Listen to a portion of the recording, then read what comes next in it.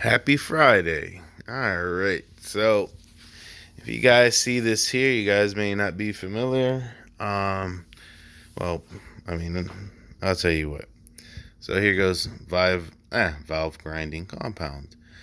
Basically, use this and this to lap the valves. Lapping the valves means putting this little compound, taking that, pretend like you're trying to start a fire, and what do you call it? Basically reseat the valves.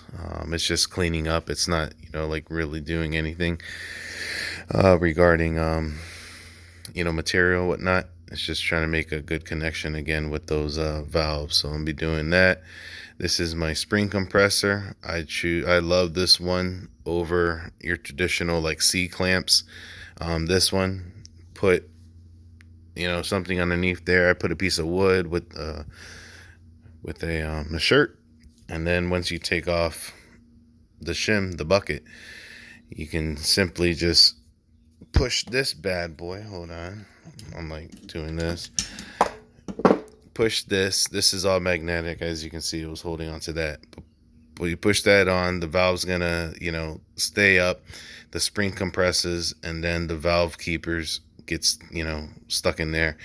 And then once you do that, bam, you can disassemble. What do you call it? Basically, slide the valve out, take the spring and the spring retainer, put it on top. I'm gonna do possibly one head at a time, whatnot. So anyhow, that's what this tool's for. And then to put these back, this is the other part. You basically, just slide this. See this problem? I'm trying to do shit one-handed. But anyhow, regardless of what, it slides in like this. It'll go in all the way. But anyhow, when you what's that shit called? When you go and you compress, this little thing pushes the keepers in place in a bit, and they basically just slide into place, and that's what's up. Then I got some valve stem seals. So I don't know. I know this, this motor was running. I don't know the condition, if it was smoking or whatever the case. I have it out. So I might as well go ahead and clean, this up. Now I'm starting to think that, all right, if I have all of this out already, that maybe I should, do a little, thingy on the heads, do a little mild polish on the exhaust. But then, at the same time, I don't know. I'm debating, because I didn't, have any crazy, like spooling issues or anything. These heads, they seem to be going fine. I mean, it's just a little preference. I think I'm not even going to touch that. I have, I could always do that. I don't know. I kind of want to just keep everything stock except for the rods, and see where this thing goes. I mean, you're not going to get too much of a difference here unless you like really poured it. But to tell you the truth, with the time and doing everything, porting, you could put about a good, 40 hours minimum, what do you call it, in a head. And being that this has, an extra 2 cylinders, let's say, 40 hours in a 4-cylinder head, you're probably looking, at least a good 50, 60 hours. And that's, what I mean, doing it correct and whatnot. I don't have time for that. So anyhow, regardless of what, that's, what's the beat. So we'll start here and get going. Hopefully I can prop this up and show you guys, because I'm tired of talking. So all right, so I put my piece of wood in there to basically hold down this valve. We could take a little. My killers are going crazy inside. So there you go, just magnetic tool, pop out that shim. I need to figure out, if I'm gonna break down, well, I already told you guys that. So I need to come up with a cardboard. After that, take your tool, come like that, and let's see if I can do it one-handed. But I got one out. Yeah, you see there, one keeper's inside there, but yeah, I felt the other one come up. Oh, look at that. And then bam. So I got my valve keepers in there. It's pretty cool. And then, you know, top of the spring retainer. Here go the valve springs, you know, single valve springs on the this motor. And then you can essentially just go like this. Hold on. And if I could find the valve. Oh, there we go. Whee.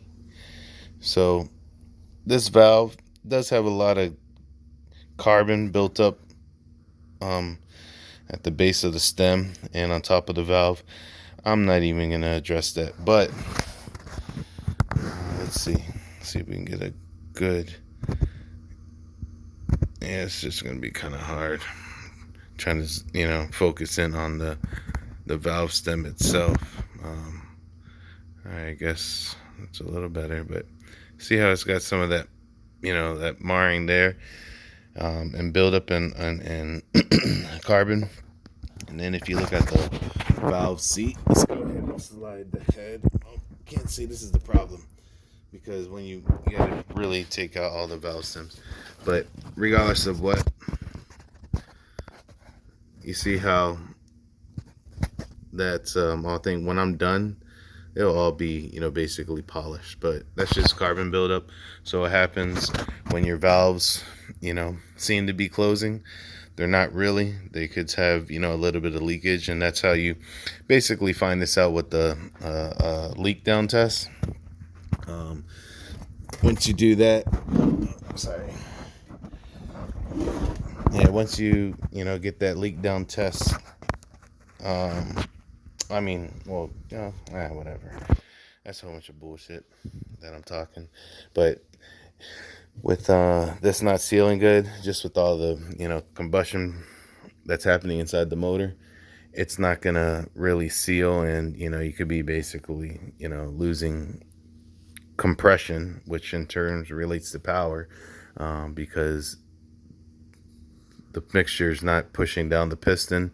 Now all of the gases are, some are leaking out the side. So basically that's all it is. These are just a seal, and if you don't have a good seal, that's what's happening. So based on this, and, you know, this is what, maybe about a good, I want to say, you know, 14-year-old motor that yeah, just need to do a little cleanup, and that's what's up. So I don't know, we'll see what's gonna happen. I need to figure out my assembly. Basically I take a cardboard and put the buckets and shims in a way so I know what's up. The only issue is that I don't really have a good bucket or cardboard to do that. But then again, at the same time, I don't really care. I mean, the valves need to go where they need to be. Well, everything needs to go where it needs to be. But the shims, since I'm putting in those rev up cams, you know, I'm gonna shim them, see if I can, you know, make sure I get them within spec. I don't want them to be noisy, and the way I can do that is I have these shims. I can flip flop them amongst each other, and then I still have that other head that I can take and flip flop and whatnot. So that's the only reason, pretty much, why I kept that motor over there, because I got all those shims. And before I, you know, toss that, I will definitely scrape what I can have. So, or yeah, keep. So, all right, that's what's up. I guess what I'll do now is, like I said, figure out how to did all these, and then once I can put the head upside down with all these shims falling out, then I can go and start lapping the valves. And lapping the valves don't take too long. It's pretty simple. Hardest part is just figuring out how to keep this in order. So, all right, guys. All right, so I'm glad I did this, because touching these seals, they're pretty pretty damn hard. You know, they just get hard from the heat cycles. So then that's when, you know, once they get hard, they basically can create an opening, and then that opening is what oil will naturally seep down into either the intake or the exhaust. So, and then when you're at a stop sign or, you know, stoplight, and then you take off and there's a puff of smoke, it's generally these guys. You know, then after that, you know, you don't see no smoke. So that's what, you know, that issue causes. But yeah, these are hard. So I got everything, you know, basically labeled out. These valves are bigger, so I can't put the shims on top, but I marked them out. Got all my keepers in here. The fucking spring washer, those I can't get them out. My magnetic pickup tool's too fat to get down in there. And that's, you know, whatever the case. To get those bad boys up, what I use is the round hose. What do you call it? I don't have them here. I probably need to go buy a set. But they're the hose pliers. They, you know how they round like that and they open. I just get the small one, put it in there because it naturally's got like a little 45. And then just basically pop it up, and then you just see the stem there, and then you can, you know, install your new ones. Now here is the meat and the potatoes of this. So I guess it's not supporting on its own. Oh, there we go. I got probably. Oh, never mind. I know it's holding it back. But there goes the meat and the potatoes. There goes your intake, a little bit of gunk, and then a lot of carbon. You can see those valve seats, you know. So what I'm you know, do is lap these valves, you know, pressure wash the head, get it back good, reassemble it, and then do that to this one. Hopefully I'm gonna create like a little jig or something so that I can, you know, just stay nice and easy, or get it to where that actually is probably at a better spot. I can go like this, or I mean, if I go like that, that would be, you know, ideal. But anyhow, whatever is easier for me. So all right, on to the next. All right, so I wanted to get a before and after. Is that exhaust? It's, you know, kind of pitted, you know, and the valve itself, you know, I hate this shit, can't focus on it. But anyhow, you know, whatever, you know, you see that. So once you see, you know, basically you can see it mostly on the, you know, the face of the valve on the angle. And generally these are, you know, yeah, it looks like a 3 angle. You have that first angle, one this way and then one down. So it's just, you know, those are 3 angle valves, and you can kind of see it there with the lines. You know, you hear about 5 angle valve jobs, you know, whatever the case. I'm not getting into that, but I'm gonna start lapping this. So I just wanted to get a before and after so you can see the difference, and I'll, you know, do this one and then leave that one dirty. All right. Don't mind me. I'm using selfie mode or whatever with this camera. So I ended up taking a razor blade and just making it smooth, whatever. I was able to get the small one to suction cup, so now we'll see. Get it to go, and then basically see how you can just go. So just, like I said, and then sometimes this will come off, but you know, it's all you want to do, and then sometimes, you know, turn it around. Essentially, this compound has got, you know, minute stuff in it. Not new, but, you know, like pumice type shit. You know, basically, it's like sandpaper. So you can just come back in here and do that.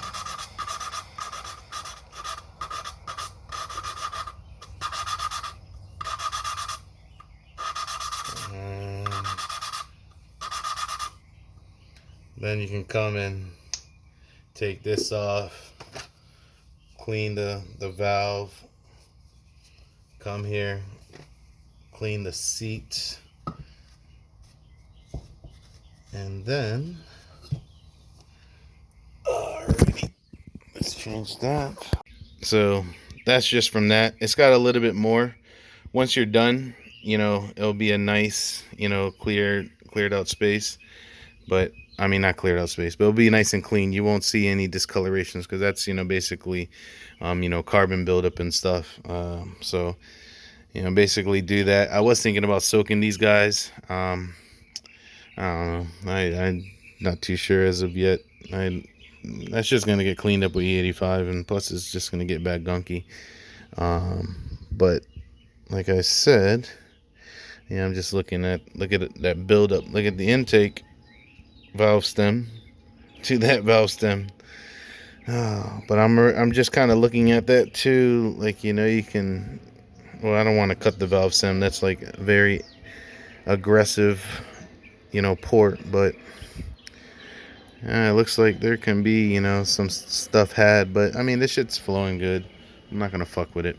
But anyhow, that's the gist of it. Hopefully, I'll get all this done. But you can see the difference from there to there. So, all right, like just a little bit more progress. So I still got a little bit more cleaning up to do, some pitting. The face is looking, pretty good. I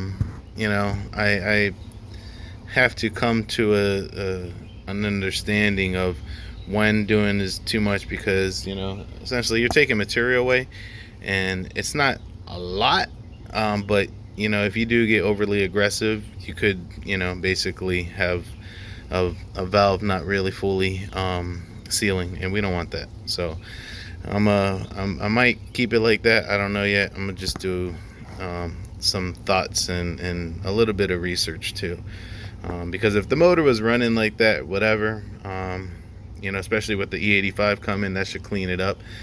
That's a good question I should ask about looking at that motor over there and then seeing how those valves. Don't mind my dirty clothes. Actually, those are clean. Those got to go inside. But anyhow, that's what's up. So we'll see what's going on. All right, my friends. So basically, here goes some valve stem seals. They're not too bad. They're starting to get hard, but once they get hard and they don't flex as much, that's what causes the issues to leak. So I already took out those. There's tools that you can buy to do this, but here goes like a hose thing. You can see that's kind of bad, but basically I just trying to do this, but get it in there, grab around, and then just pull up. You see, I can't even get like the right angle, and then pull it up. But anyways, that's how I take them off, and then just installing them back. Like a little socket that this fits onto the outer edge, and then just tap it down, and you don't tap hard, just go tap, tap, tap, and then once it gets a solid tap, you're good. But I'm actually trying to end this video because whatnot, I'm trying to get shit done, son. But all the valves have been lapped. I haven't cleaned it, which basically means I'm gonna use like that intakes, they're clean, but I just didn't spray them with brakes cleaner yet. But it's funny how the face of the exhaust valve is thicker than the intake. You can see how that intake looks there. But yeah, so at least I got this head done. I can go ahead, get it reassembled, cleaned up, whatnot, and then after that, what's that shit called? Get that one done, and then now I just put down the motor together. But it's been a little bit of time, between work and everything else. So, but all right then. Hopefully, when I come back in, I'll be slapping on the heads. So, all right.